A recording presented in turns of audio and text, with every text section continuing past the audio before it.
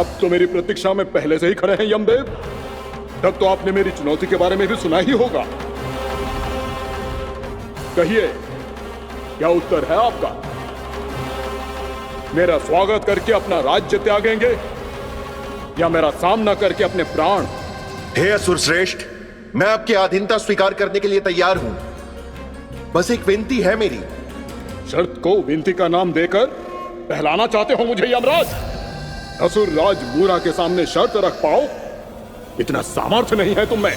इसका आभास है मुझे असुरराज, पर मैं आपकी अधीनता स्वीकार करूं इससे पहले आपको स्वामी धर्म का पालन करना होगा।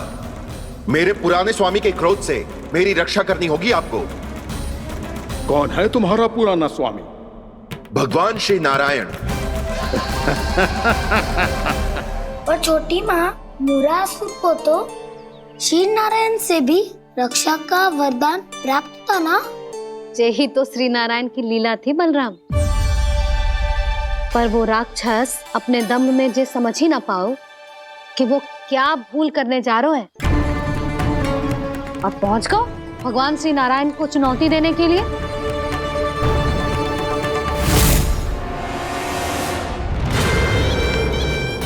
वहीं ठहर जाओ असुर राज मूरा।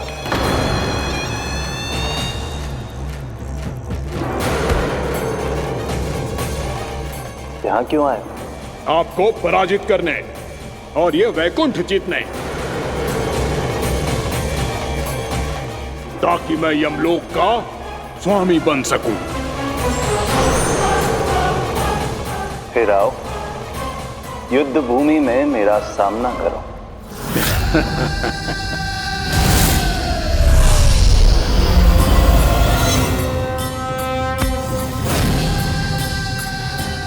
ये नहीं जानते कि इनसे ना हारने का वरदान तो मैं पहले ही प्राप्त कर चुका हूं। इसलिए युद्ध ठीक से आरंभ हो पाए उससे पहले ही इन्हें जीत लूंगा मैं।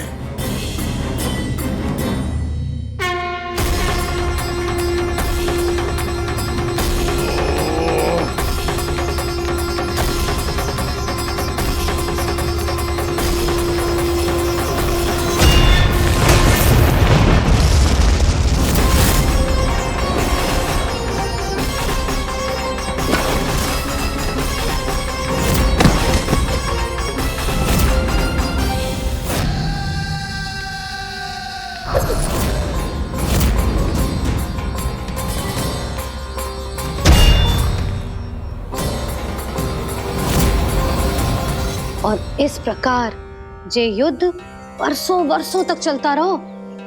दोनों योद्धा पूरे ब्रह्मांड में अनेक अस्त्रों शस्त्रों के साथ युद्ध करते रहे।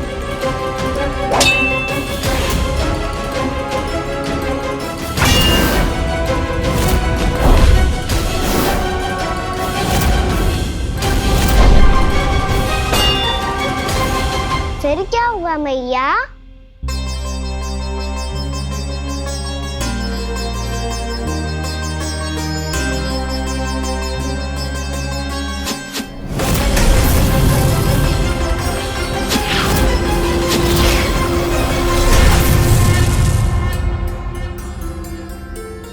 उस युद्ध को कभी समाप्त हुआ हो, पर कैसे? शीघ्र ही वो राक्षस थक गौ लल्ला।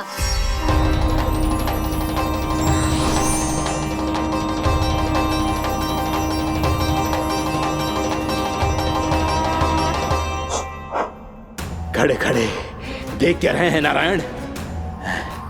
आक्रमण कीजिए, वध कर दीजिए मेरा।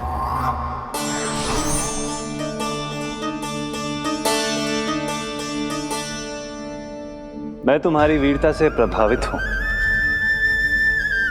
इसीलिए इतनी थकान की स्थिति में मैं तुम जैसे वीर पर आक्रमण नहीं करूंगा। जाओ विश्राम करो। यदि फिर से युद्ध करने की इच्छा हो तो तुम्हारा स्वागत होगा।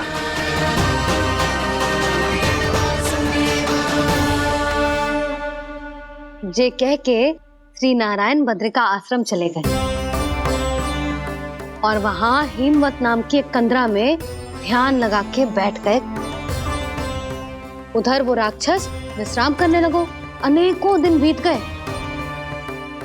और अब वो राक्षस मूरा फिर से स्वस्थ होके बलवान हो गया था। उसने अपनी सारी शक्ति फिर से प्राप्त कर ली थी। श्री नारायण ने उस पर दया करी थी, पर वो फिर से श्री नारायण को छलने को तैयार होगा।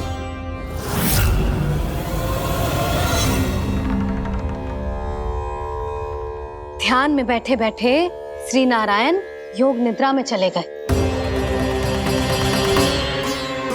पर दुष्ट मूरा इसी अवसर का लाभ उठा के उनकी कंदरा में घुस आयो, ताकि वो सोते हुए श्री नारायण पे आक्रमण कर सके।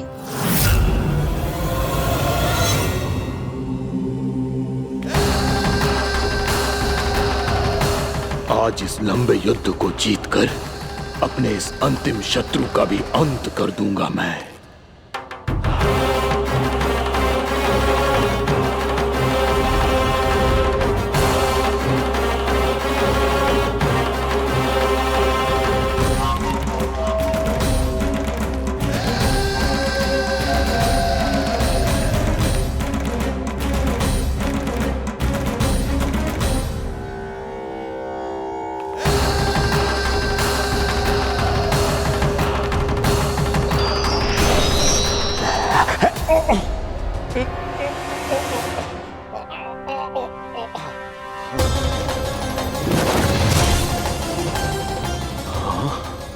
दुष्ट राक्षस,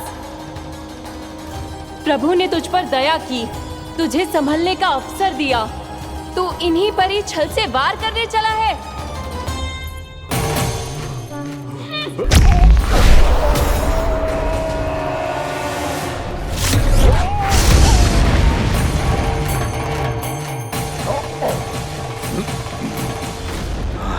मैं अजय हूँ, मुझे कोई पराजित नहीं कर सकता। ब्रह्मा का वरदान है मुझे। तूने नारायण से अपराजय होने का वरदान मांगा था मूर्ख, उनकी शक्ति से नहीं। ध्यान से देख, मैं तेरी मृत्यु हूँ, मृत्यु।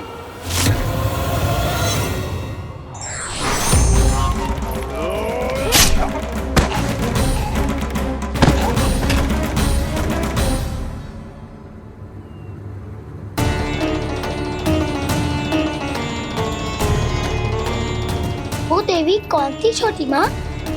और कौन बलराम, वही तो थी देवी एकादशी।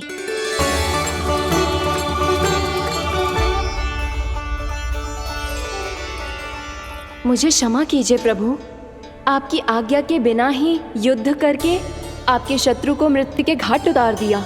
क्षमा नहीं, आपकी तो प्रशंसा होनी चाहिए देवी। असुर राज को मारकर आपने सभी देवताओं को मुक्त करवाया है। इस पापी के अहंकार से तीनों लोकों की रक्षा की है आपने। आप एकादशी की तिथि पर मेरी एकादश इंद्रियों से उत्पन्न हुई हैं। इसीलिए मेरे सभी भक्त आपको उत्पन्न एकादशी के नाम से जानेंगे। सभी तिथियों में आपका स्थान सर्वश्रेष्ठ होगा। जिस तरह आपने राक्षस के आक्रमण से मेरी रक्षा की है, उसी प्रकार एकादशी के दिन व्रत करके जो भी भक्त आपकी कथा सुनेगा, मैं स्वयं उसकी रक्षा करूंगा। जो आपकी पूजा करेगा उसे मेरी विशेष कृपा प्राप्त होगी, और उसके साथ साथ उसे मिलेगा धन, सिद्धि और मोक्ष।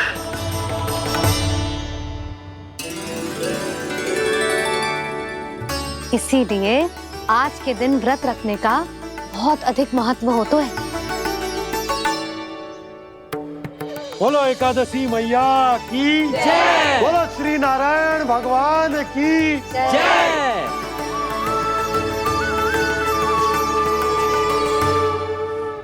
प्रभु की कृपा से एकादशी का महत्व भी पता चल गो और मेरा व्रत भी सफल हो गो। अब भी नहीं भूला रहा, एकादशी का व्रत पूरी तरह तभी सफल होता है जब द्वादशी के दिन उसे पूरा किया जाता है।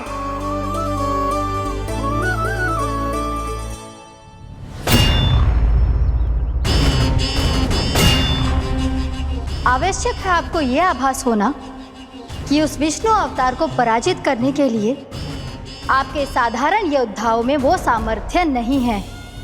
वो विष्णु अवतार कुछ अधिक ही असाधारण है।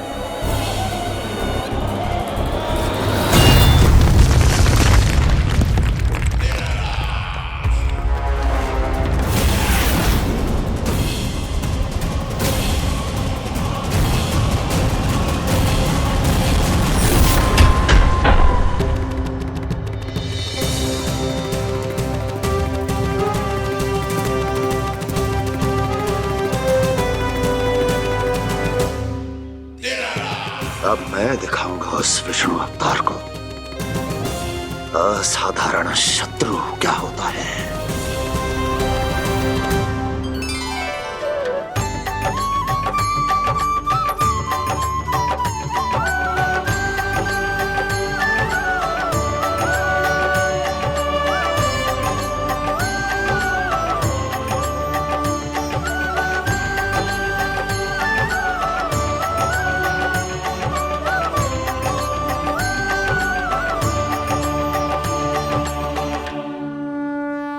मामा अधीर हो रहे हैं, पर मैया ने मुझे अभी तक बाहर जाने की आज्ञा नहीं दी है। अभी उन्हें किसी और राक्षस को यहाँ भेजने से रोकने के लिए मुझे ही कुछ करना होगा।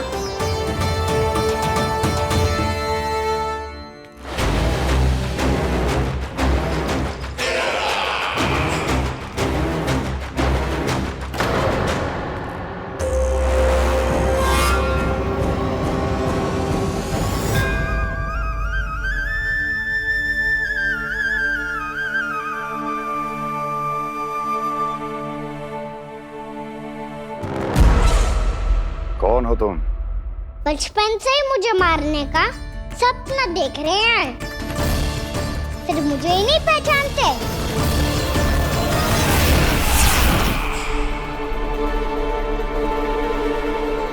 बचपन से विष्णु अवतार। कोई कान्हा बुलाता है तो कोई मुरलीधर पुकारता है, कोई माखन चोर कहता है, कोई कहता है चिच्चोर। पर विष्णु अवतार इस नाम से तो बस आप ही मुझे बुलाते हो मामा जी। इतना साहस, ये तो यहाँ आ गया है।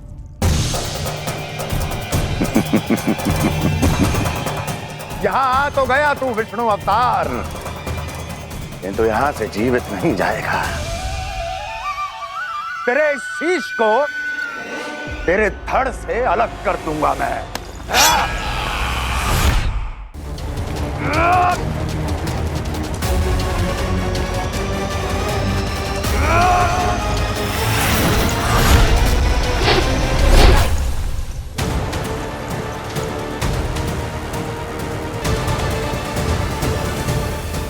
कहाँ देख रहे हो मामा जी? मैं तैयार हूँ।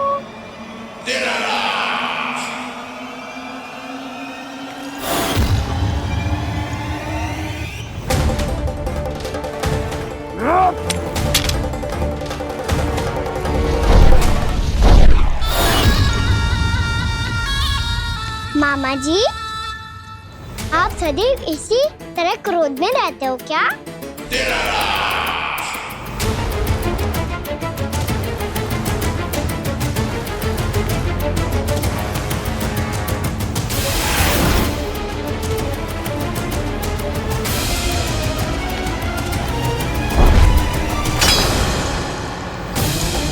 छोड़, छोड़ मेरी तलवार को। छोड़ो तो तब जब पकड़ा हूँ।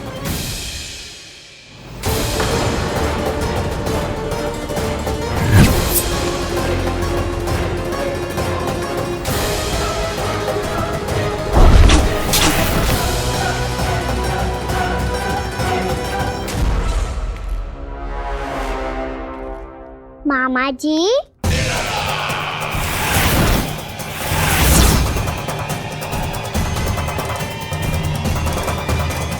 आप थक गए होंगे, थोड़ा विश्राम कर लो। का तो पता नहीं, मैं अवश्य थक गया हूँ।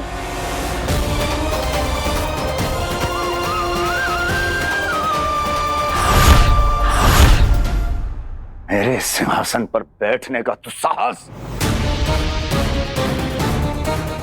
अभी तो बस अभ्यास कर रहा था मामा जी। भविष्य में मुझे तो बैठना है यहाँ।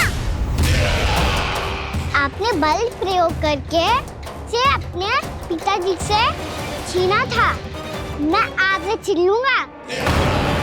जो छल और बल से लिया जाए वो अधिक समय तक टिकता नहीं है मामा जी।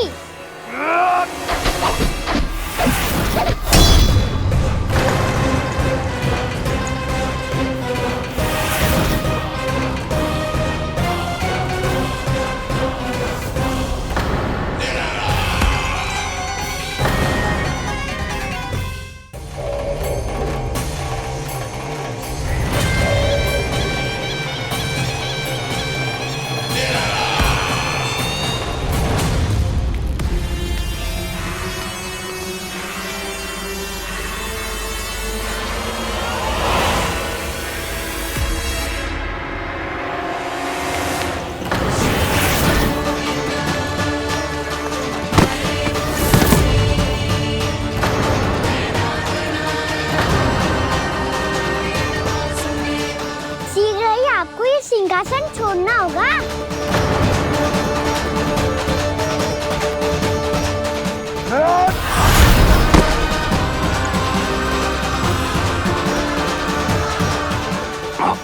वो मेरा सिंहासन छीनना चाहता। वो आ रहा है, वो आ रहा है। सैनिकों! दुर्जन, बंद कर दो सभी द्वार और झरों के, सब के सब। इसकी हर संभावना पर इतना कड़ा पहरा बिठा दो कि ना तो कोई महल के भीतर आ सके, ना कोई बाहर जा सके। मुझे महल की चप्पे चप्पे की सूचना चाहिए। जाओ।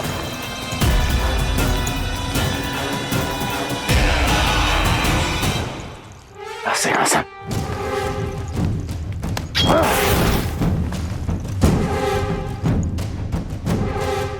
अब आ, दुष्ट मायावी, छलिया विष्णु अवतार, मैं कंस तेरी प्रतीक्षा कर रहा हूँ। देखता हूँ मेरे सिंहासन पर कैसे बैठता है तू। मुझे तो बस कुछ समय चाहिए था, वो मिल गया। अब करते रहिए आप प्रतीक्षा।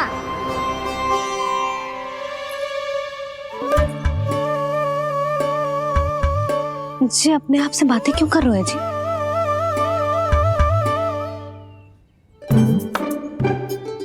आप मुस्कुरा क्यों रहे हो? ना कछु ना। बताओ क्यों मुस्कुरा रहे हो? तुम ही पर गए जी। जब तुम व्रत करती हो तो तुम भी ऐसा ही करती हो। इसी प्रकार भूख अधिक लगने पर अपना ध्यान भटकाने के लिए स्वयं से ही बड़बड़ाती रहती। होगा। आपको तो बस मेरा उपहास उड़ाने के लिए बहाना चाहिए।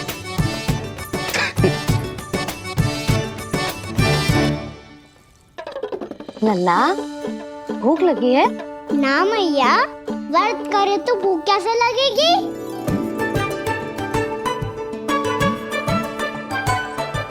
यदि लगी हो तो छोटे बालकों को थोड़ी बहुत भूल चूक क्षमा होती है। कछु ना तो फल तो तू खा ही सकते है। अब तो पूरे नियम और विधि विधान से व्रत तोड़ूंगा। कल द्वादशी के सुबह मुहूर्त के अनुसार। ठीक।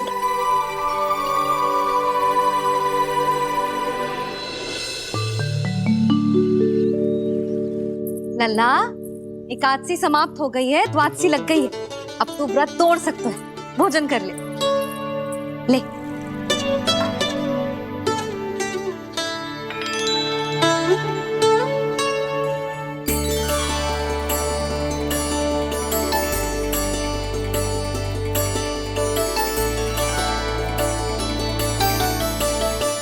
आज तो कार्य कर लीजिएगा।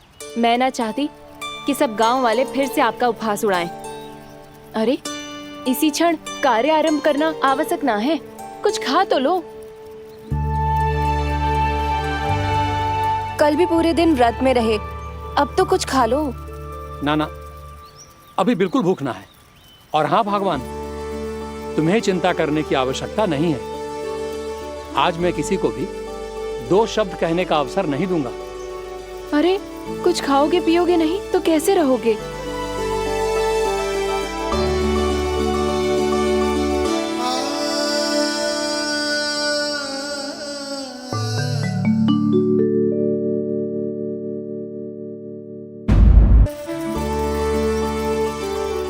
अरे, इसी क्षण कार्य आरंभ करना आवश्यक ना है। कुछ खा तो लो। ना ना, अभी बिल्कुल भूख ना है। और हाँ भगवान, तुम्हें चिंता करने की आवश्यकता नहीं है। आज मैं किसी को भी 2 शब्द कहने का अवसर नहीं दूंगा।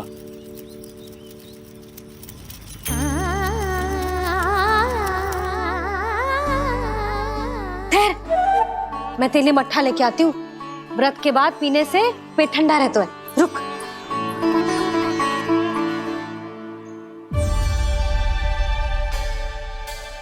भक्तों ने अभी तक व्रत नहीं तोड़ा है, मैं कैसे तोड़ लूं? भूख कहाँ से होगी? श्री हरि नाम से पेट तो भर लेते हो। श्री हरि श्री हरि श्री हरि।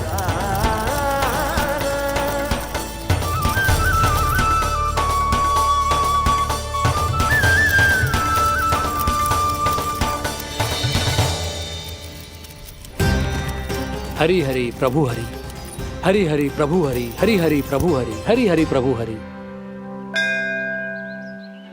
कल से अन्न का एक दाना ना गो है पेट में। अब क्या व्रत तुड़वाने भी आपके प्रभु ही आएंगे? अब क्या व्रत तुड़वाने भी आपके प्रभु ही आएंगे?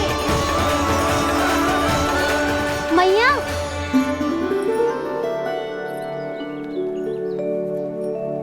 मैया पहले व्रत तोड़ के कछु खा तो लो। अभी ना, लौट के आने के बाद। हाँ,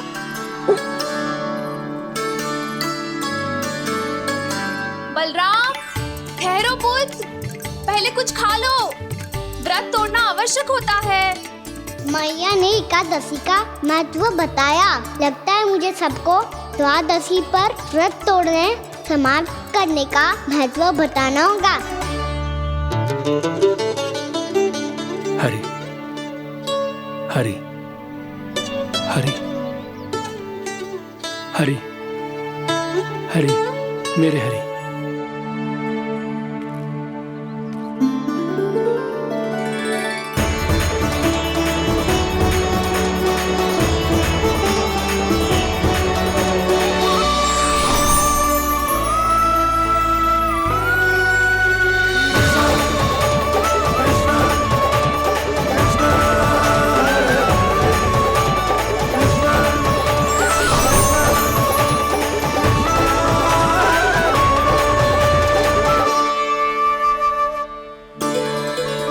अभी अभी तो मैंने बच्चों की मां को वचन दिया था कि आज किसी को शिकायत करने का अवसर ना दूंगा, और अब मैं प्रभु श्री हरि की कल्पना जसोमती रानी के लल्ला में ही करने लगा।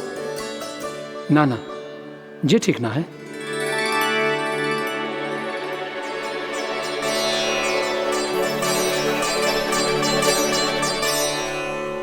ठीक है तो है, बिल्कुल सही पहचाना है आपने।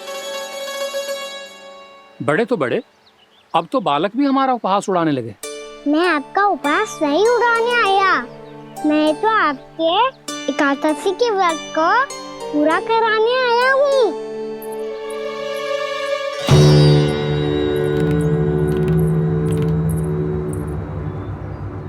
कान्हा,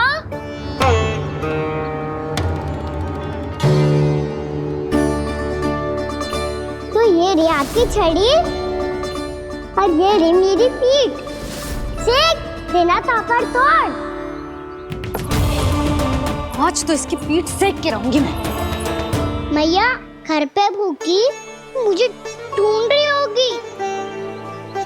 लो, आज द्वादशी के दिन पहले प्रहर में भोजन करके अपना एकादशी का व्रत पूरा करो आप। धन्यवाद राजकुमार, पर अभी हमें भूख नहीं है। बहुत सारा काम पड़ा है और अभी थोड़ी ही देर में शंकरी बहन भी अपनी मटकी लेने आती होंगी।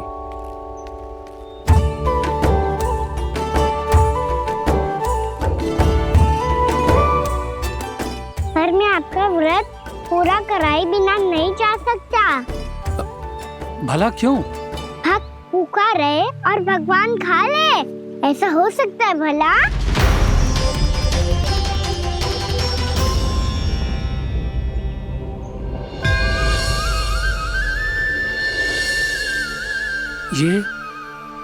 ये कैसा भ्रम हो रहा है मुझे लगता है अपना काम करना चाहिए।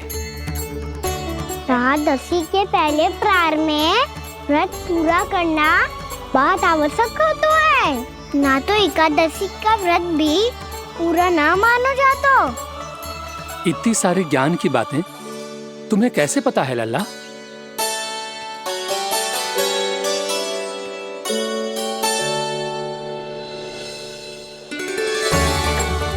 जैसे एकादशी की कथा होती है, वैसे द्वादशी की महिमा भी एक बहुत महत्वपूर्ण कथा है।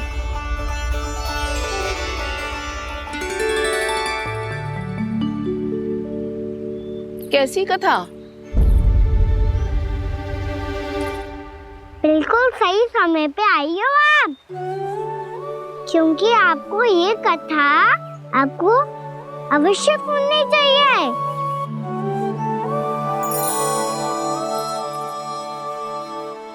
मुझे क्यों?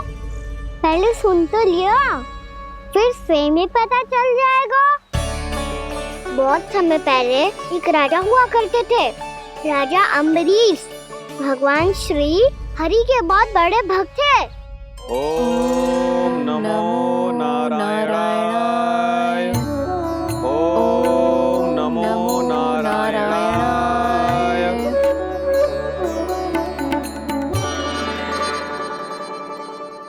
नेक पुण्य के काम करते थे वो।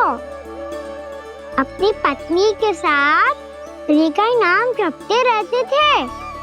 उन्होंने 12 माह एकादशी का व्रत करो निर्जल पास किया, और जब उनकी 12वीं एकादशी का व्रत द्वादशी के दिन तोड़ने का समय हुआ, तभी महर्षि दुर्वासा अपने 100 शिष्यों के साथ उनके महल में पधारे।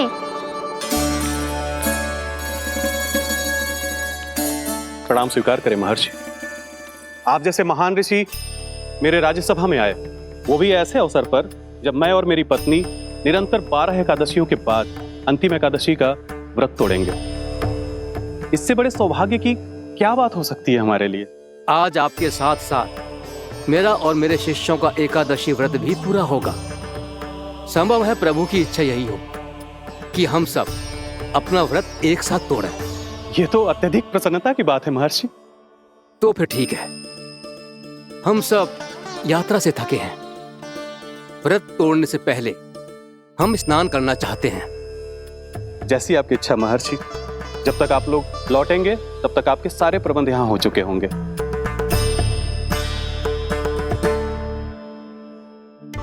महर्षि दुर्वासा स्नान करने गए थे, पर उन्हें लौटने में विलंब हो रहा था, और इधर द्वादशी पर व्रत पूरा करने का मुहूर्त बीता जा रहा था। महाराज अम्बरीश बड़ी विरगता के साथ महर्षि दुर्वासा के लौटने की प्रतीक्षा कर रहे थे। महाराज, व्रत तोड़ने का मुहूर्त बीता जा रहा है, बस कुछ ही समय बचा है। महर्षि और उनके शिष्यों को लौटने में न जाने कितना समय लग जाएगा। मेरा सुझाव है कि आप मुहूर्त समाप्त होने से पहले व्रत अवश्य तोड़ लें। गुरुदेव, हमने महर्षि दुर्वासा को वचन दिया है कि जब तक वो लौटेंगे नहीं तब तक हम व्रत नहीं तोड़ेंगे। इसीलिए मैं उनके लौटने के बाद ही भोजन ग्रहण करूंगा। पर महाराज, मुहूर्त यदि बीत गया और समय रहते हो नहीं आए तो महाराज आपका व्रत पूरा नहीं होगा। महाराज, आपको उसका फल नहीं मिलेगा। महाराज, 12 एकादशियों का व्रत व्यर्थ चला जाएगा। किंतु गुरुदेव, यदि मैंने भोजन कर लिया तो ये तो अतिथियों का अपमान होगा। आप उचित कह रहे हैं महाराज, भोजन के लिए उनकी प्रतीक्षा अवश्य कीजिए महाराज, पर मुहूर्त रहते हुए एक तुलसी का पत्ता और जल ग्रहण कर लीजिए। इससे आपका व्रत भी पूरा हो जाएगा और अतिथि का मान भी रह जाएगा। आपका सुझाव अच्छा है गुरुदेव।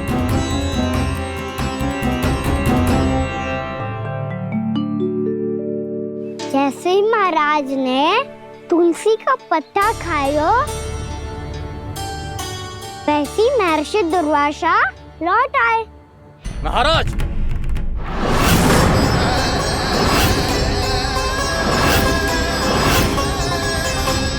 महाराज को उपास तोड़ते देखते बहुत क्रोधित हो गए।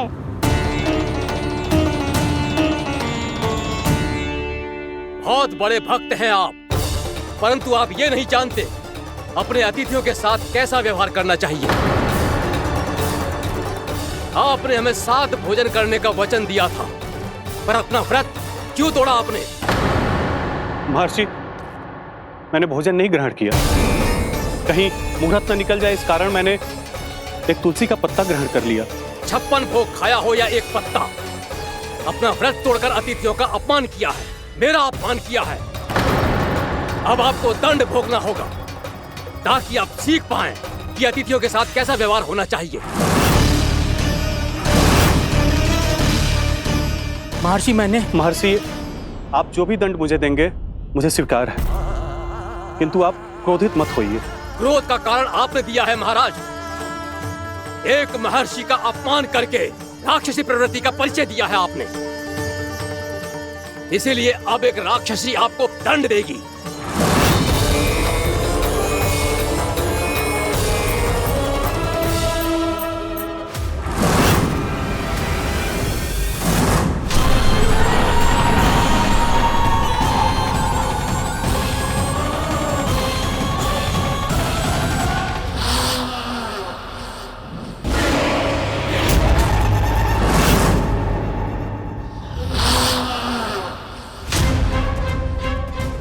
हे प्रभु, यदि मैंने सच में महर्षि का अपमान करने की भूल की हो तो मैं उसका परिणाम भोगने के लिए प्रस्तुत हूं। ओम नमो नारायणाय, ओम नमो नारायणाय नमः।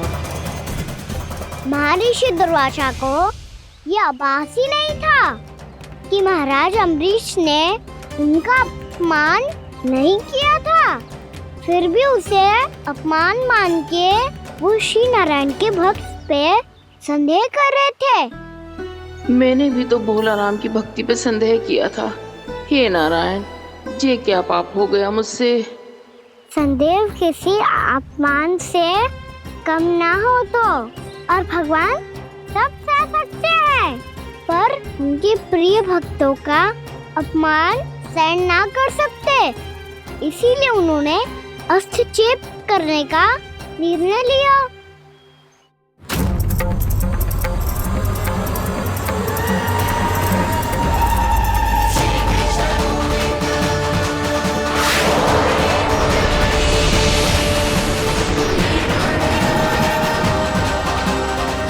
ओम नमो नारायणाय।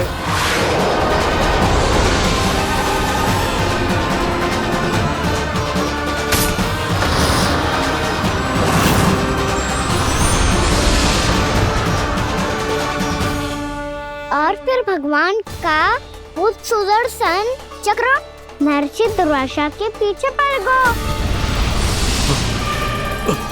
ये चक्र तो मेरी ओर बढ़ रहा है। ओम नमो नारायणाय। ये कैसे संभव हो सकता है? कोई रोको इसे, कोई रोको इसे।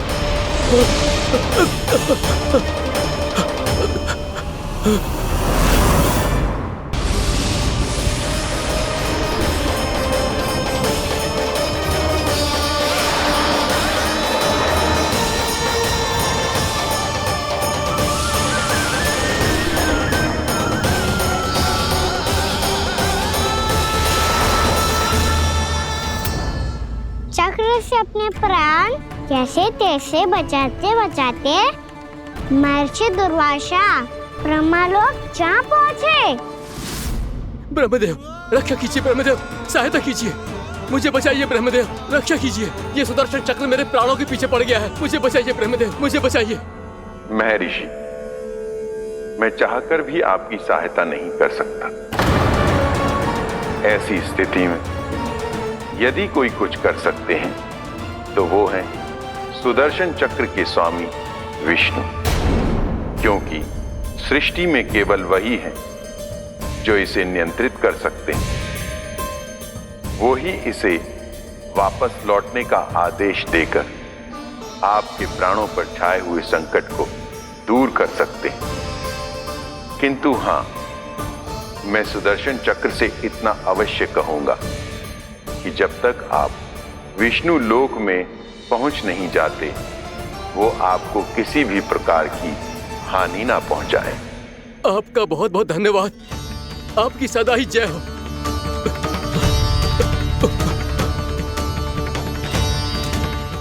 फिर क्या था? भागते भागते महर्षि दुर्वासा सीधे भगवान श्री हरि के शरण में बैकुंठ पहुंच गए। त्राहिमाम प्रभु, त्राहिमाम, मुझे बचाइए, मेरी सहायता कीजिए प्रभु, मेरी सहायता कीजिए। मैं आपके इस चक्र और ऊर्जा से नहीं भाग सकता प्रभु, कृपया करके अपने सुदर्शन को रोकिए, इसे वापस लीजिए प्रभु। यह असंभव है महर्षि। एक बार सुदर्शन चक्र मेरे हाथों से छूट जाए तो अपना उद्देश्य पूरा किए बिना, मेरे भक्तों की रक्षा किए बिना वापस नहीं लौटता। कोई तो उपाय होगा प्रभु, कृपया करके मेरे प्राण बचाइए प्रभु। मैं सुदर्शन की ऊर्जा से जलकर भस्म नहीं होना चाहता प्रभु। आप जो कहेंगे मैं करूंगा प्रभु, मेरी सहायता कीजिए प्रभु, मेरी सहायता कीजिए। मुझे नहीं लगता कि आप वो कर पाएंगे। मैं अवश्य करूंगा, मैं अपनी प्राण रक्षा के लिए कुछ भी करूंगा प्रभु।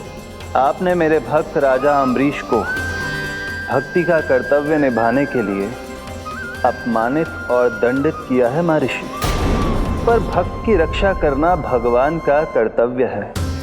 इसलिए यदि आप भक्त राजा अम्बरीश के पास जाकर क्षमा याचना करें और यदि वो आपको क्षमा कर दे तो ही ये चक्र आपके प्राण लिए बिना लौट सकता है। अन्यथा आप तो जानते हैं महर्षि, मेरे भक्त का अपमान मेरा अपमान। भक्त का अपमान भगवान के अपमान से कम ना हो तो है। महर्षि दुर्वासा को भी ये बात समझ आई और फिर उन्होंने महाराज अम्बरीश से क्षमा याचना की। महाराज महाराज महाराज महाराज महाराज, मुझे क्षमा करें महाराज, मुझसे बहुत बड़ी भूल हो गई महाराज, मुझसे बहुत बड़ी भूल हो गई महाराज। महर्षि, आप हमारे चरण छुए ये उचित नहीं। महाराज महाराज अम्बरीश, आप नारायण के सच्चे भक्त हैं। मैंने आपको अपमानित किया, दंडित करने का प्रयास किया महाराज। इस अपराध के लिए मुझे क्षमा कीजिए महाराज, और इस सुदर्शन चक्र से मेरे प्राण बचाइए महाराज।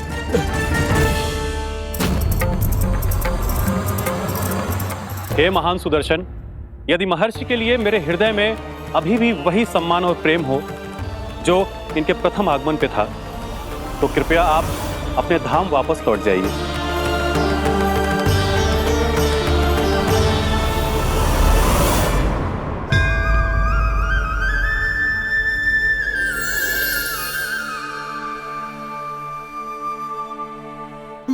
आपका बहुत बहुत धन्यवाद महाराज अम्बरीश। मैं आपको आशीर्वाद देता हूं कि आप देवराज इंद्र के समान शक्तिशाली हों। आपकी कीर्ति का पताका 10 दिशाओं में फहराए। मेरी बस एक ही इच्छा है महर्षि, कि मैं आपके साथ अपना उपवास तोड़ सकूं।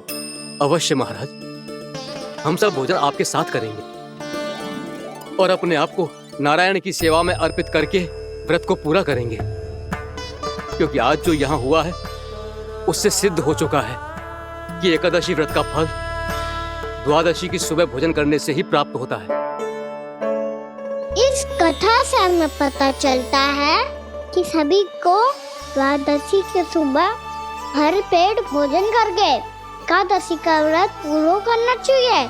और दूसरी बात, भगवान की सच्ची भक्ति प्रति अपमान कभी ना करना चाहिए।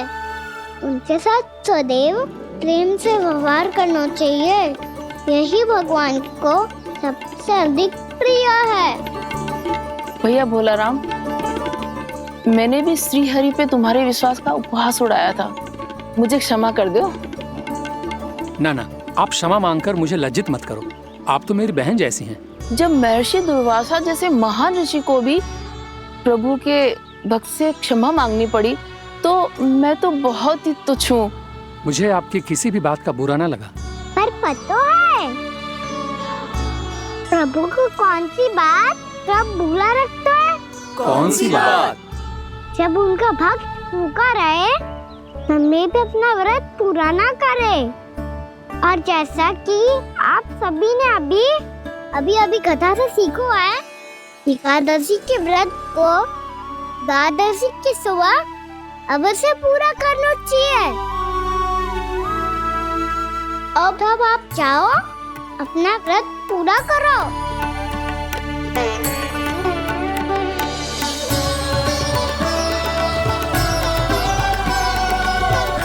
मैं आपके लिए जल लेके आती हूँ।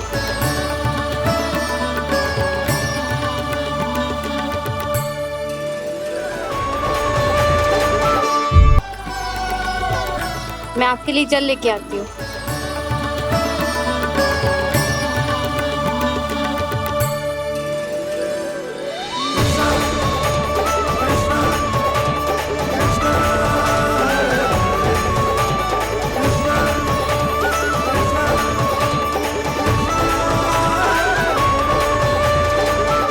लो खाओ।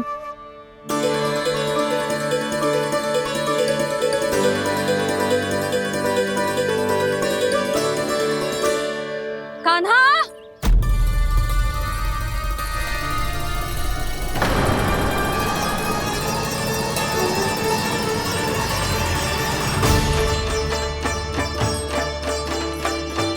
बोलो काका, सिगरेट छुपा लो मुझे, मैया आ रही है, बहुत क्रोध में लगती है।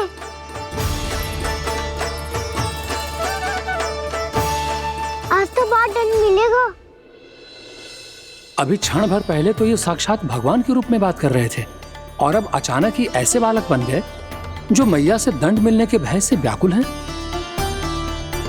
बोला काका, किस सोच में पड़ गए? सिगरेट छुपा लो मुझे।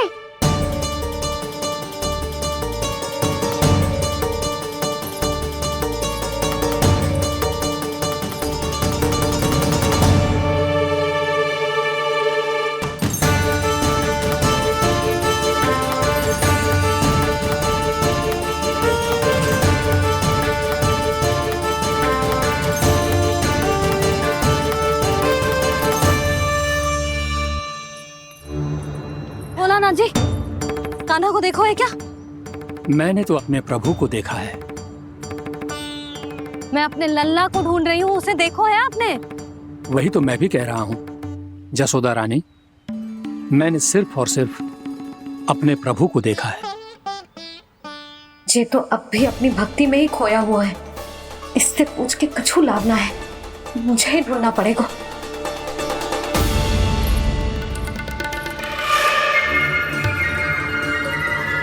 बच गए। संकरी मौसी, कान्हा को देखो है क्या कहीं?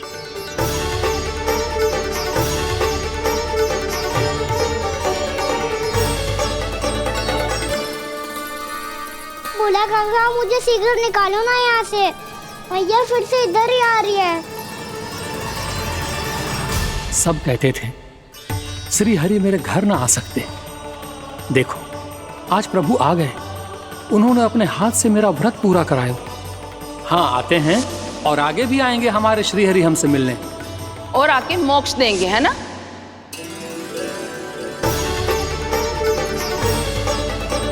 सिगरेट निकालो ना बोला काका, भैया आ रही है।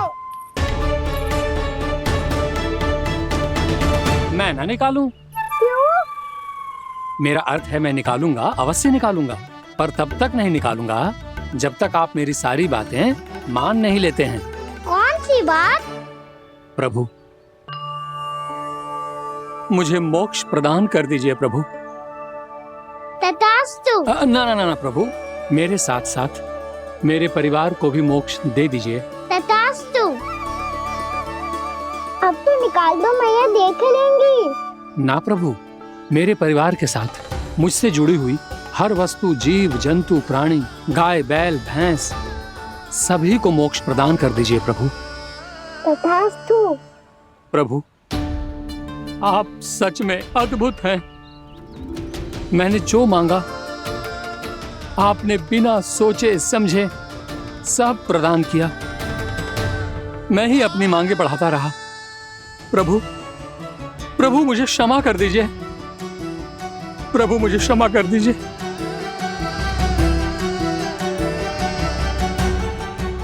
आइए प्रभु।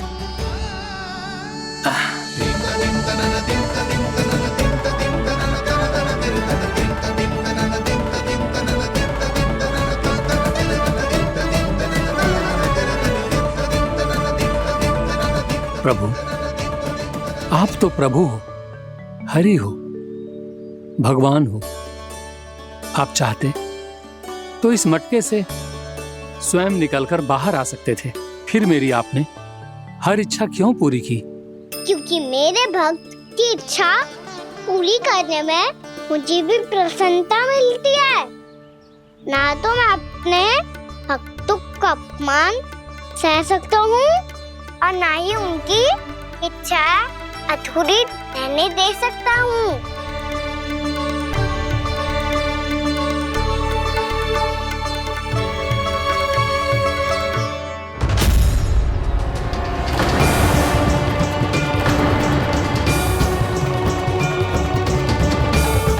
क्या कही थी तूने? हाँ, कि तू फिर से छल ना करेगा। फिर मुझे बिना बताए घर से बाहर कैसे निकलो? क्षमा करना मैया, पर जो आपने सिखाया था मैंने तो उसी का ही पालन करो है। फिर से चतुराई कर रहे हो ना? हाँ? आप ही ने तो कही थी ना, यदि कछु करने से किसी को हानि ना पहुंच रही हो या फिर किसी अच्छे कार्य में सहायता हो रही हो तो आज्ञा लेने की आवश्यकता ना होती। यदि तेरे कछु करने से किसी और की कोई हानि ना हो रही हो या किसी के अच्छे कार्य में सहायता हो रही हो तो मुझसे आज्ञा लेने की आवश्यकता ना है। तो किस अच्छे कार्य के लिए आया है यहाँ? द्वादशी के सुबह एकादशी का व्रत खोल के भोजन करा जाता है। ये बात ना तो भोला काका को पता थी, ना शंकरी मासी को और ना ही किसी और को। और तुझे पता थी? हाँ, मेरी मैया ने बहुत अच्छे से सिखाया है मुझे। जैसे कल तूने एकादशी कथा सुनाई थी ना, आज वैसे ही तेरे लल्ला ने सबको द्वादशी कथा सुनाई है। सच्ची यशोदा रानी जी, इसने तो हमारी आंखें ही खोल दी। और भाभी, सच तो ये है कि मुझे भी ना पता था कि ये इतना बड़ा ज्ञानी है और इतना अधिक समझदार भी।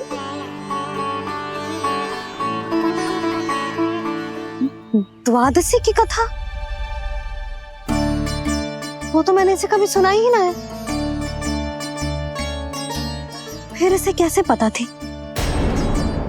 रानी जी, जो स्वयं भगवान हैं, भला उन्हें कैसे कुछ नहीं पता होगा? मैंने तो इन्हें पहचान लिया। और हाँ, आप सब लोग भी इन्हें अपने अंतर्मन की आंखों से देखिए, हो सकता है इन्हें पहचान पाएं। ये कोई और नहीं है, श्री नारायण है, मेरे श्री हरि, मेरे प्रभु। जय श्री हरि।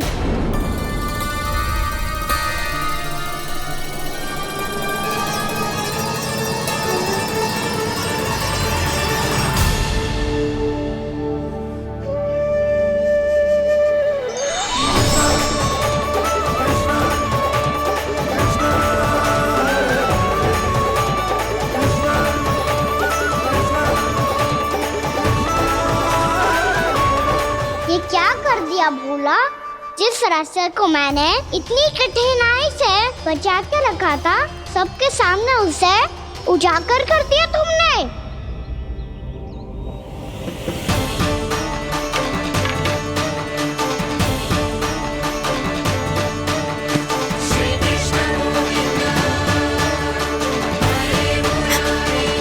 नारायण, नारायण, श्री नारायण।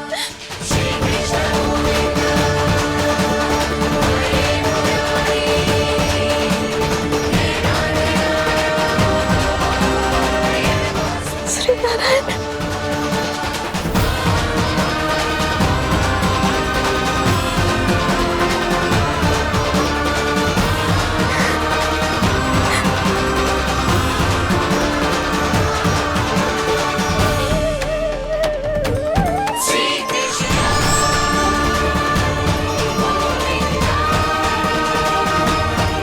श्री नारायण प्रभु,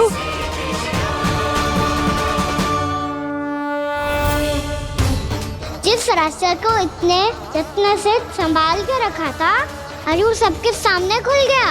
और तो और मेरा भेद मैया को भी पता चल गया। बाबा सब कहते रहे पर मैंने एक न मानी। सबने कही थी कि आप भगवान हैं, पर मैं मूर्ख आपको पहचान ही ना पाई। कितनी अभागी हूं मैं।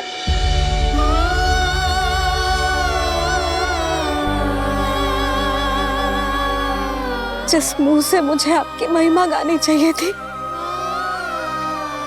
उसी मुंह से मैंने आपको डांटा है।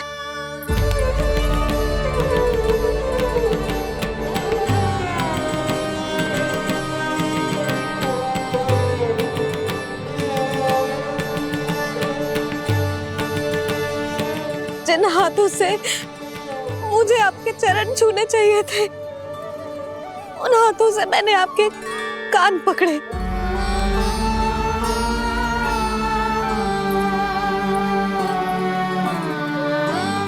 मुझे तो आपकी सेवा करनी चाहिए थी प्रभु, और मैंने आपको दंड दियो, आपको घर से बांध दियो।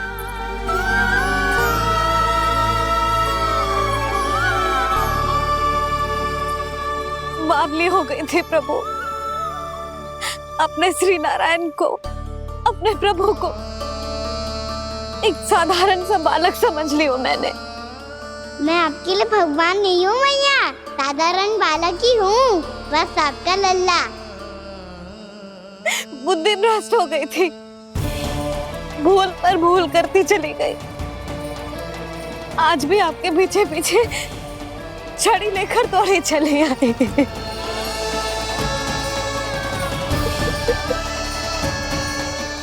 अपने आप को दोष मत दो मैया, आपके ममता के लिए तो जन्म लिया है मैंने। हमारा से मन बदलने मत दो। मेरे लिए वही पुरानी मैया बनी रहो आप, और मुझे रहने दो आपका वही नटखट लल्ला। मुझे क्षमा कर दो प्रभु, मुझे क्षमा कर दो। बाबा ये कैसा अंत हो गया आज? मैया तो मुझे भगवान मानने लगी, पर मैं इसे स्वीकार नहीं कर सकता। अभी नहीं बाबा, इतनी शीघ्र नहीं। आप ऐसे खड़े क्यों बाबा? कुछ ऐसा करो ना कि मैया फिर से मेरे मैया बन जाए। उनकी दृष्टि में भक्ति नहीं, ममता चाहिए मुझे। कान्हा, मेरे सामर्थ्य में हो तो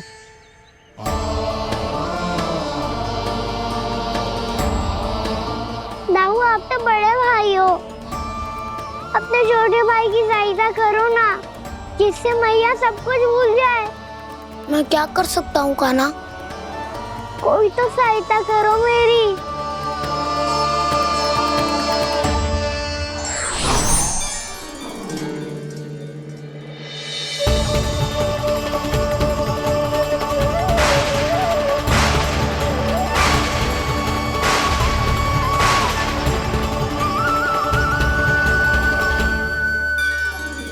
अपने आप को संभालिए प्रभु।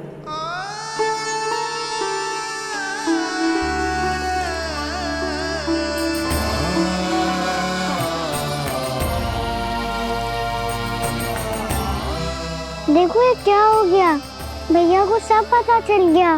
अभी तो मुझे मैया की ममता का शौक पूरी तरह हिला ही नहीं था। योग माया,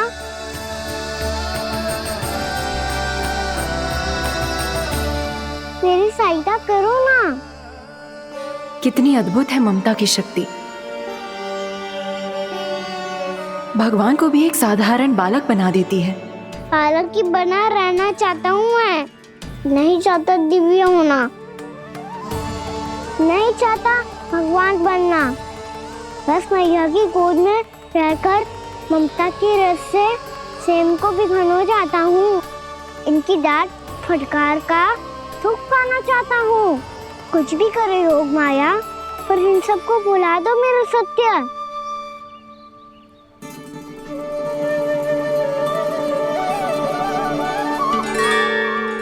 पर इन्हें तो मोक्ष का वरदान मिल गया है प्रभु, इसलिए इनके लिए समय की गति को लौटा पाना संभव नहीं होगा। प्रभु, अब मुझे ये सब भूलने की कोई आवश्यकता नहीं है। मुझसे जो त्रुटि हुई है अब वो दोबारा कभी नहीं होगी, और आज के बाद आपका ये सत्य मैं किसी को नहीं बताऊंगा प्रभु, क्योंकि मुझे पता चल गया है कि आपका यशोमती मैया के लल्ला बने रहना कितना आवश्यक है।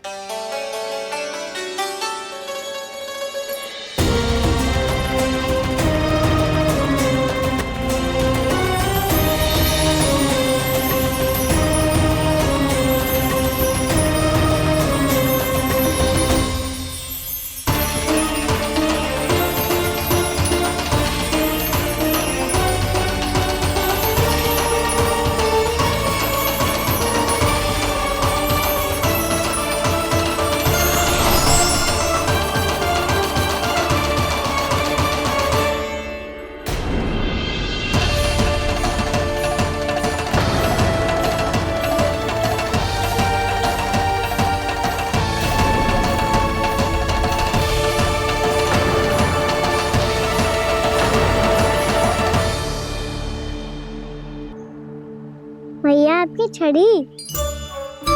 पहले चुपके से भाग जातो है, फिर स्वयं ही छड़ी भी पकड़ा रोए हैं? नटखट कहीं का। हंसी आ रही है? अरे किस बात पे इतनी हंसी आ रही है रे? हाँ?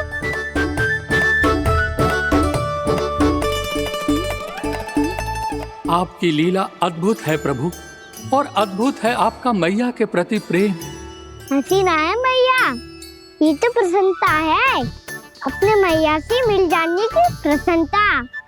अच्छा, ढूंढ मैं तुझे रही हूँ और तू कह रहे हो कि मैं मिल गई तुझे। तू घर चल लल्ला, अच्छे से पिटाई करूंगी तेरी।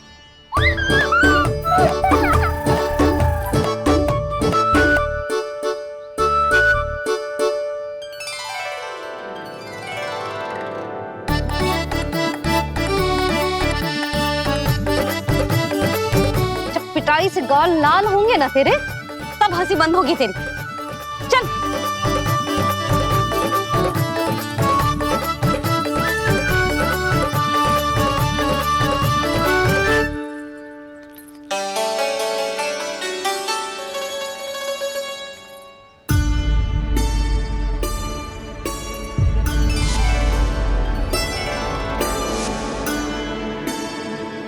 लगता है भैया की और चतन स्मृति वापस आ रही है।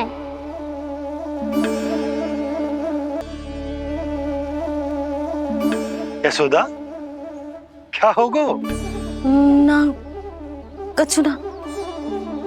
आपको बताऊंगी तो और हंसेंगे मुझ पे। बोल दो, मैं उपवास ना उड़ाऊं, सच्ची। देखो देखो इसे कैसे हंस रहा है। मेरे हाथ में छड़ी है, मैया क्रोधित है, पर जे तनिक में बहना लग रहा है इसे। हाँ, हंसे जा रहा है।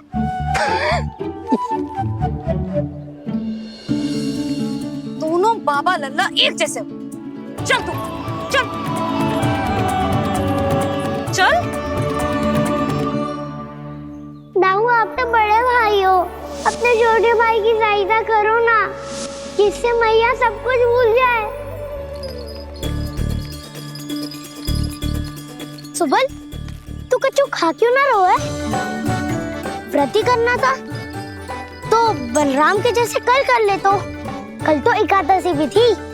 कान्हा के बिना कछु करने का मेरा मन ही ना कर। तो बात तो सच्ची है, उसके बिना गोचारण भी ऐसा लगता है जैसे कितना भारी कार्य है, व्यवस्था में करना पड़ता है।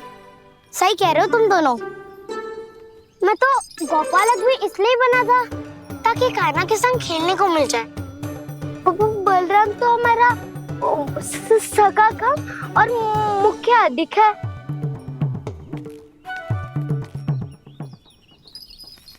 रुक जाओ, तुम सब कुछ देर विश्राम कर सकते हो।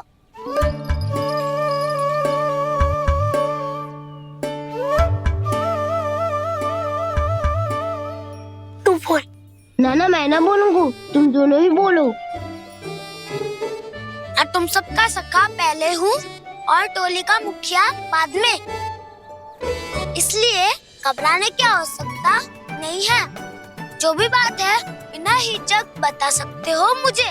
तो फिर कुछ ऐसा करो ना कि कान्हा फिर से हमारे साथ गोचारण करने के लिए आने लगे।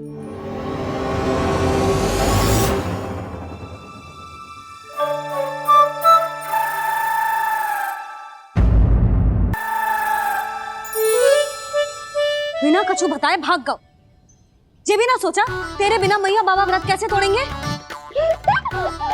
देखो देखो अभी भी हंस रहा है।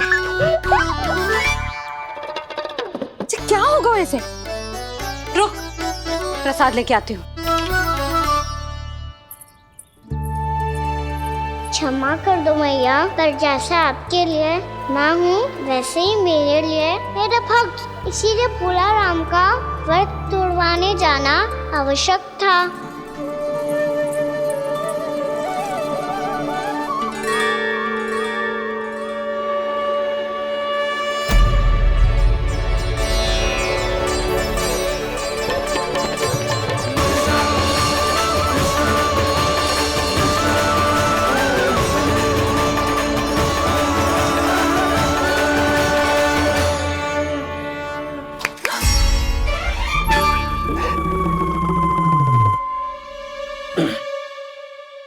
सुधा, फिर से खो गई तुम। अरे कौन से स्वप्न लोक में चली जाती हो तुम बार बार? हमें भी बताओ। माया का प्रभाव ममता पर अधिक समय तक नहीं रह पाता प्रभु। अरे बोलो ना यशोदा, क्या सोच रही थी?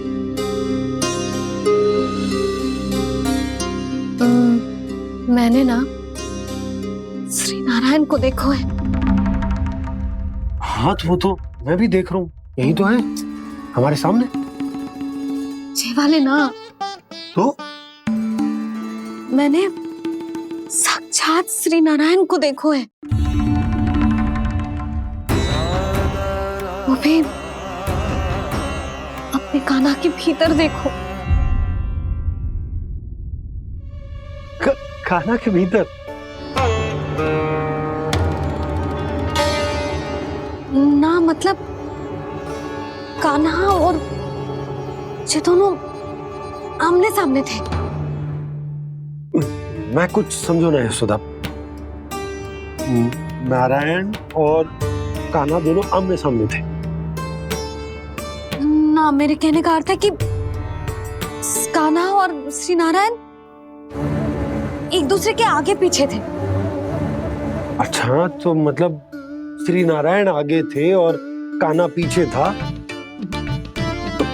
पर अगर कान्हा पीछे था तो तुमने कैसे देखा? ओहो, कान्हा आगे था, श्री नारायण पीछे थे।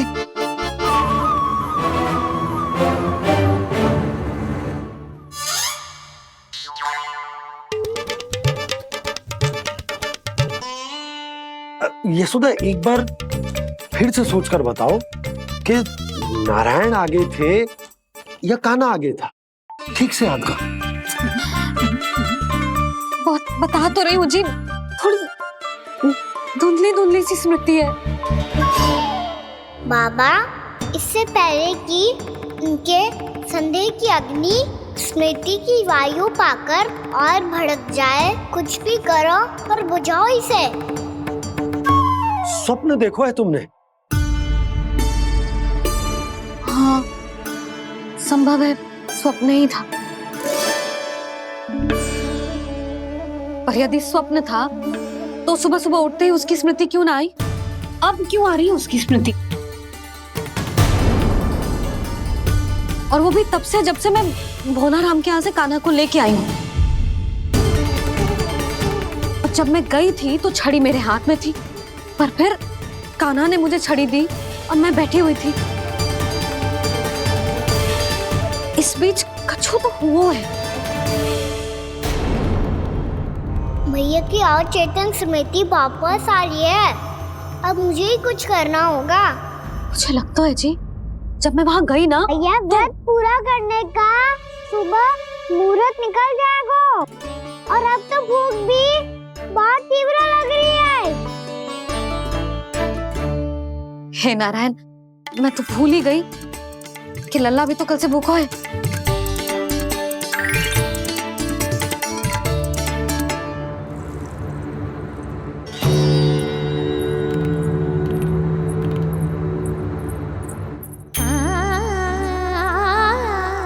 ले, खा।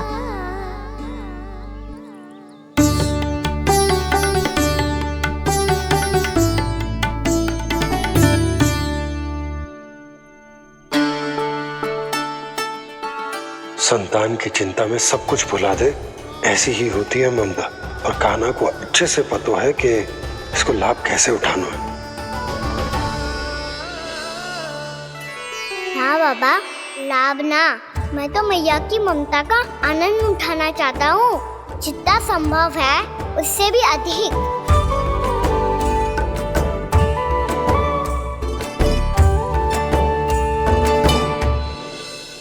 बलराम, कान्हा को फिर से गौचारण आने के लिए केवल तू ही मना सकते है। तुम्हें ही वो क्षमता है, हमारी टोली के मुख्य गोपालक जो हो तुम। हाँ, और कान्हा के दाव भी तो हो तुम। हाँ, वो तुमको मना ना कर पाएगा। तुझे छोटा होने के नाते तुम्हारे आदेश का पालन तो करना ही चाहिए कान्हा को। चिंता मत करो सखा, मैं कछु कहूँ और कान्हा ना माने, ये तो संभव ही ना है।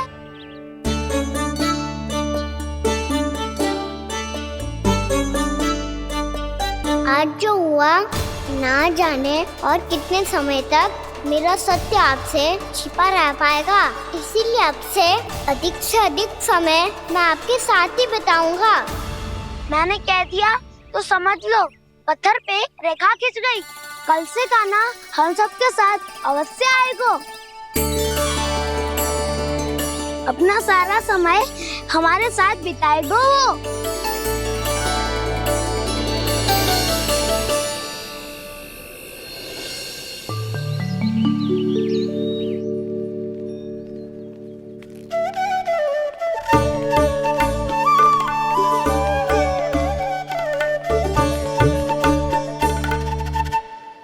अभी तक तैयार नहीं हुए? तैयार? गौचारण के लिए चलना है ना, तुम्हें लेने आया हूँ। नाना तो मैं ना चल सकता, मुझे आज्ञा ना है। वो तो माखन चोरी के लिए भी नहीं थी। उस दिन जो वक्कासुर के सामने चले गए थे तुम, तभी तो नहीं थी आज्ञा। इसलिए आज्ञा का बहाना मत ही बनाओगा ना। बहाना नहीं था, मैं तो सच्ची कह रहा हूँ। मैया को फिर से दुखी ना कर सकते हो और हम सबको दुखी कर सकते हो तुम। आज मैं तुम्हारी एक ना सुनूंगा कान्हा, घर पे रहते हुए कितने सप्ताह हो गए तुम्हें? तुम गोपालक हो का ना? गोपालन करना तुम्हारा दायित्व है। आज तुम्हें हमारे साथ चलना ही पड़ेगा। ना दाऊ, मैं ना चल पाऊंगा। बलराम, तुम तो कह रहे थे कि कान्हा तुम्हारी हर बात मानता है, पर इसने तो बड़े भाई का अनादर कर दिया। रुक जाओ कान्हा, सत्य बताओ, तुम छोटी माँ के कारण वन नहीं चल रहे हो या अब तुम्हें हमारे साथ रहना ही अच्छा नहीं लगता? कहीं ऐसा तो नहीं गौचारण में तुम्हारी रुचि समाप्त हो गई हो? ना दाऊ, ऐसा कछु ना है। मुझे गौचारण की बात प्रिय है और आप सबका साथ भी। तो फिर वन चलने में क्या समस्या है तुम्हें? अपने दाऊ की बात मान लो और चलो चुपचाप। मैंने सबको वचन दिया है कि तुम हम सबके साथ चलोगे। पर दाऊ, मैंने भैया को भी वचन दिया है कि मैं नहीं जाऊंगा। इसका अर्थ है कि मेरे वचन का कोई मूल नहीं है। मैं तुमसे बड़ा हूँ कान्हा, तुम्हें मेरी आज्ञा माननी चाहिए। मुझे भी तो वचन दिया था तुमने। आप समझ क्यों आ रहे? मैंने कहा ना मैं नहीं जा सकता। रुक जाओ कान्हा।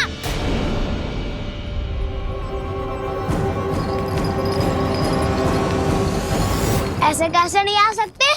मैंने बल्कि हम सब ने तुम्हारी हर शरारत में तुम्हारा साथ दिया है, चाहे माखन चोरी हो या गोचारण।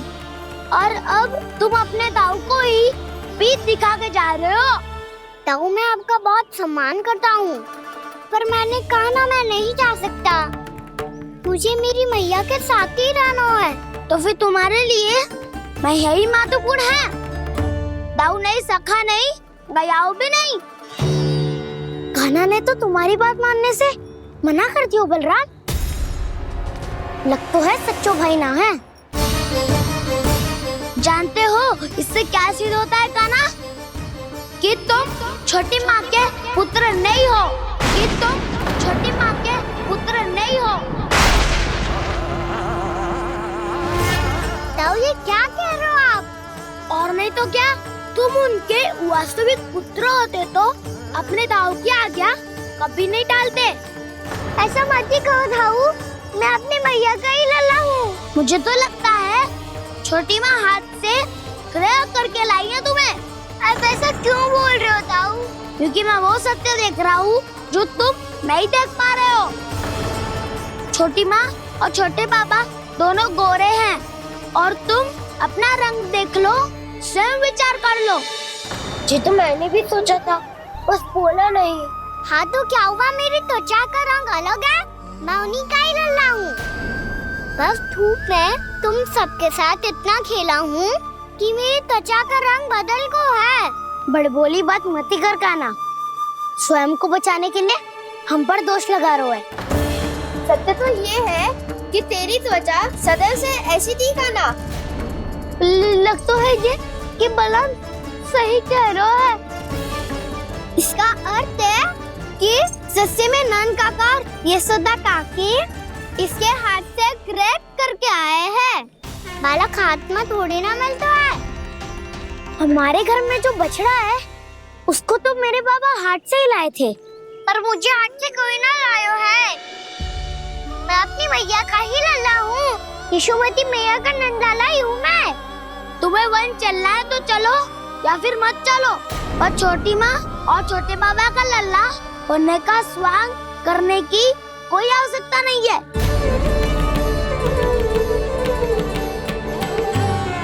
तुम भी अति करते हो कान्हा, कब एक बालक की तरह व्यवहार करते हो और कब भगवान की तरह, कुछ समझ में नहीं आता। भगवान की तरह? मैंने भगवान क्या क्या? हाँ हाँ कह दिया तो कह दिया। खड़े खड़े मेरा मुंह क्या देख लो, चलो। या फिर तुम सबको भी अपने मैया के पल्लू में बंधकर घर पे ही रहना है।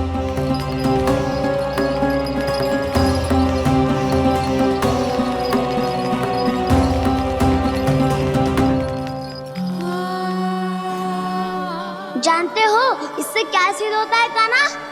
कि तुम छोटी माँ के पुत्र नहीं हो, कि तुम छोटी माँ के पुत्र नहीं हो।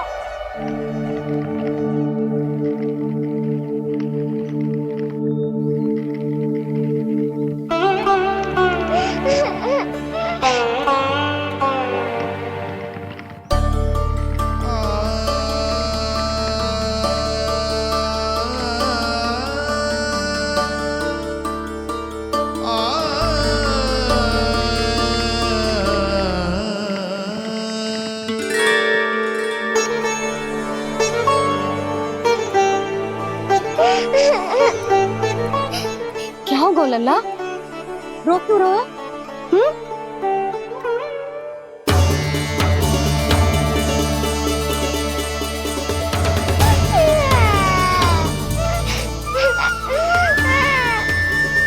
अरे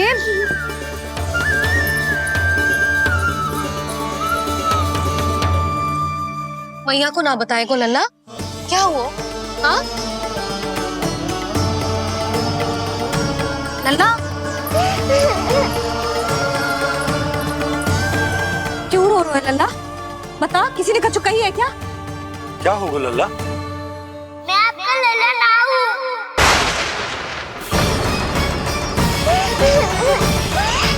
ऐसा क्यों कह रहे हो तू? क्या होगा? आपका भी लल्ला ना हूँ मैं।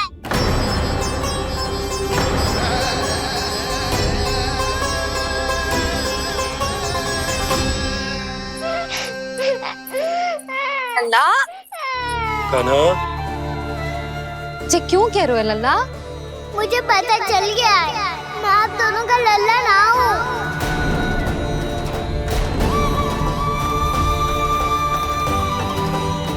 कुछ भी उल्टा सीधा बोल रहे हो, तू मेरा ही लल्ला है ना। आप मुझे हाथ से गिरा करके लाई हो।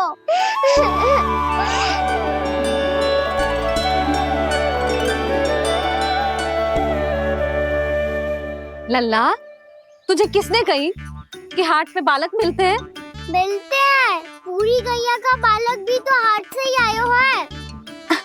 अच्छा, क्षण भर के लिए मान लिया कि हाट में बालक मिलते हैं, पर तुझे कैसे पता चला कि तुझे हाट से ही लेके आए? मेरा रंग देखो और फिर अपना हाथ देखो। मैं रात के अंधेरा जैसा हूँ और आप दिल की उजारी जैसी। पापा का रंग भी आप जैसा ही है, बस मैं ही बावला हूँ।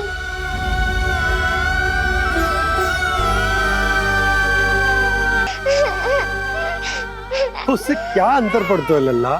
पर तो मैं तभी तो दाऊ अन्य सभी सखाओ ने ऐसा कहा। इस बात पर ध्यान मत ही दे। माँ की ममता और बाबा का स्नेह, इसका कोई रंग ना हो तो है लल्ला? तो फिर आप ही बताओ, भैया क्यों गोरी और मैं क्यों काला?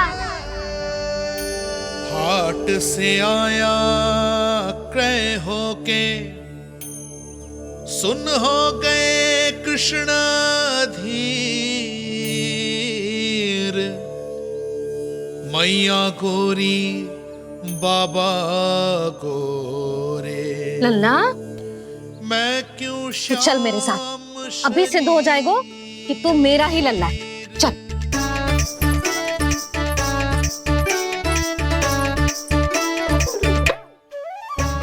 ये दोनों लल्ला और मैया का मन कछु समझ ही ना आता, कछु ना कछु उटपटांग करते ही रहते हैं दोनों।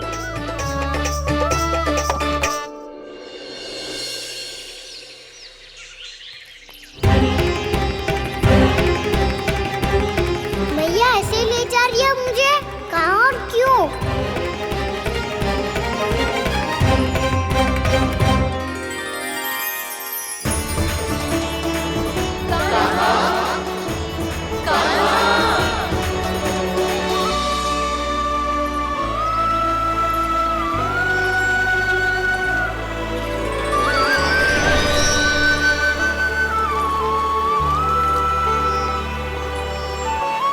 खाना आए हैं, कितने दिनों के बाद खाना आए हैं।